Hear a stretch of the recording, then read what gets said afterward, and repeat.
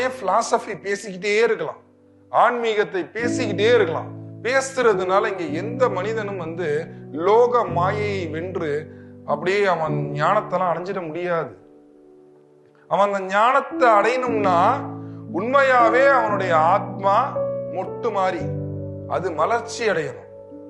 மலர்ச்சி அடைகிறதுக்கு ஒரு செடி அதிலிருந்து ஒரு மொக்கு பூ வைக்கிறதுக்கு எப்படி இயற்கை ஒத்துழைப்பு தருகின்றதோ, ஒரு தண்ணி வேணும், அதுக்கு நல்ல மண் வளம் இருக்கணும், தண்ணி இருக்கணும், நல்ல காற்று இருக்கணும். அதிகமான வெப்ப ஆற்றல் சூரிய ஒளிப்பட்டா கருகி போயிடும். இது மாதிரி எல்லாமே அதுல சேரும் பொழுது அந்த செடியில் இருந்து ஒரு மொக்கு வருகின்றது, அந்த மொக்குயிலிருந்து ஒரு பூ மலர்கின்றது, அந்த பூவிலிருந்து நறுமணங்கள் வீசுகின்றது.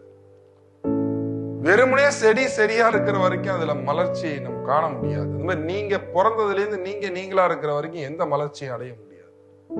ஒரு மனிதன் மலர்ச்சி அடைய வேண்டும் என்றால் அவனுடைய உள்ளகம் தூய்மையாக இருக்க வேண்டும், அந்த உள்ளத்தை பண்படுத்த வேண்டும். அந்த பண்படுத்திய பிறகு அதற்கு தேவையான தண்ணீர் ஊற்றணும், அதற்கு தேவையான இயற்கை சூழல் நம்மளுக்கு அமையணும்.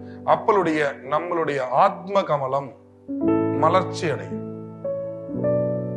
அந்த ஒரு ஆத்ம கமல மலர்ச்சியை சத்தியமாக இன்றைய பொழுதில் உங்களுக்கு கொடுப்பதற்காகவே இந்த அற்புத சித்தர் சிகிச்சை.